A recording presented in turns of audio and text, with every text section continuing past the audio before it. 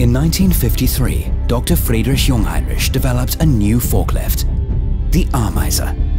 Today, it's synonymous with an entire field of technology.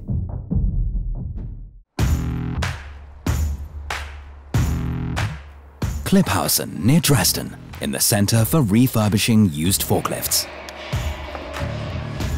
Today, they're working on a vehicle that's over 60 years old. Wir müssen uns Stück für Stück hier vorkämpfen.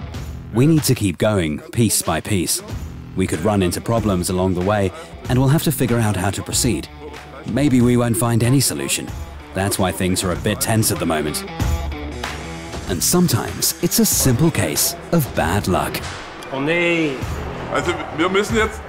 We now have to unscrew this casting so that we can get the inner mast inside. Damit wir den Innenmast reinkriegen. Aber nie aufgepasst. Leider. Unfortunately. It goes with the territory. There's no instruction manual for putting together a 60-year-old forklift. It's all learning on the job.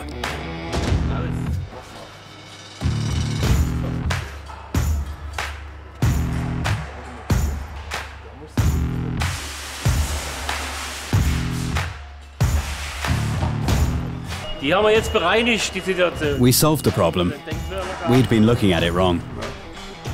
Jetzt klappt's. Now it's working. But they're still missing the original replacement parts. The Jungheinrich Historical Collection. A journey into the past. Here we have over 60 years of Jungheinrich forklift history that we've collected from all over the world. Now I'm looking at the old vehicles to see if I can find the missing parts we need.